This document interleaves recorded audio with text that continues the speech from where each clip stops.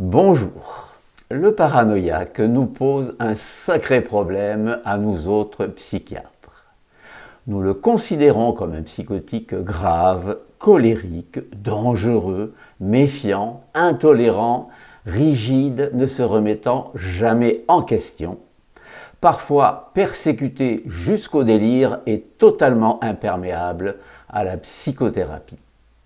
Pourtant, certaines observations cliniques, il est vrai inhabituelles, contredisent cette terrible réputation.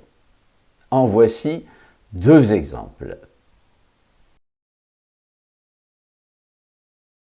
Le docteur Donald Jackson, psychiatre, reçoit un homme de 40 ans, marié, ingénieur, adressé par ses employeurs suite à de nombreux propos inquiétants où il prétend être mis sur écoute par les services secrets. D'ailleurs, il affirme au médecin que leur entretien est enregistré par des micros cachés dans son bureau. Cependant, le docteur Jackson, jugeant inutile et surtout maladroit de contester cette étrange déclaration, la prend au mot et s'insurge. « Il n'est pas question qu'on m'espionne dans mon travail. Où sont ces micros ?» Et il regarde sous son bureau, sous les chaises, dans les tiroirs, devant son interlocuteur ébahi qui l'interpelle. « Enfin, aidez-moi à les trouver !» Le patient, mal à l'aise, se lève donc et regarde vaguement autour de lui. Le docteur insiste. « Ne restez pas planté là, cherchez, vous devez savoir mieux que moi où ils sont cachés. » Finalement, le patient avoue d'un air gêné. « Docteur, oubliez ces micros. En fait, mon problème, c'est que mon mariage va mal et j'aimerais vous en parler. » « Bien sûr, répond le psychiatre. Dites-moi ce qui ne va pas. » Un pasteur amène chez le docteur Richard Fish un homme terrorisé, persuadé d'être surveillé par le FBI. Méfiant, il questionne.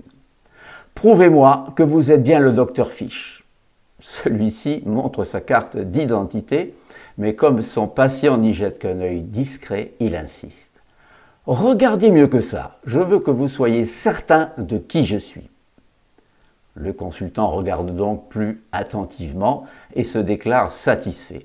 Mais le psy proteste. « Vous faites confiance à un bout de papier, mais il ne prouve rien. Le FBI peut en fabriquer tant qu'il veut des comme ça. » Comme le patient bredouille qu'il a aussi aperçu le diplôme encadré sur le mur, le docteur Fish rétorque. « Mais c'est un jeu d'enfant pour le FBI d'en imprimer des faux. Il vous aménagerait même ce bureau en 10 minutes. » Ainsi, malicieusement, il renverse les rôles. Ce n'est plus à lui de prouver son identité, mais à son contestataire. Celui-ci, visiblement ennuyé, finit par se confier. Il avoue que le FBI est un prétexte, que son vrai souci est conjugal et il supplie. « S'il vous plaît, docteur, aidez-moi. » Si le paranoïaque répugne à consulter et donc est souvent adressé par un tiers, c'est que, par méfiance, pudeur, honte et surtout profond désarroi, il dissimule plus ou moins consciemment son véritable problème. Ainsi, il tient un discours insensé que les psychiatres contestent un peu trop naïvement, ce qui, bien sûr, le radicalise. Alors, ils ont beau jeu de diagnostiquer un délire, de l'attribuer à une soi-disant psychose neuro-biochimique, voire génétique, et de prescrire pendant des années des psychotropes puissants, mais peu efficaces, sinon nocifs, qui déstabilisent encore plus le malheureux. Par contre, ici, nos deux praticiens, loin de réfuter les étranges argumentations de leurs consultants, les reprennent respectueusement, mais en les poussant si loin qu'elles en deviennent invraisemblables et que leurs auteurs les abandonnent de bon gré.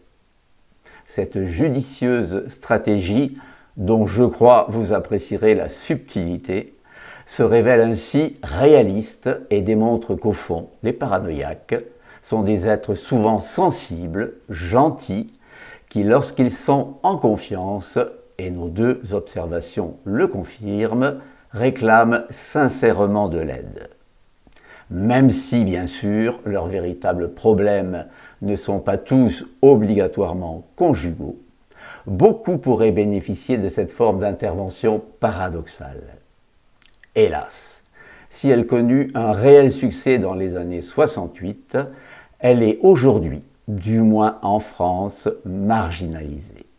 Il reste néanmoins, pour ceux qui la solliciteraient, quelques psys qui pratiquent cette thérapie de bon sens, dite systémique, stratégique brève de Palo Alto. Mes exemples sont tirés du livre, facile à lire, je le précise, de Richard Fish et Karine Schlanger, Traiter les cas difficiles, paru aux éditions Seuil. Je vous remercie de votre attention.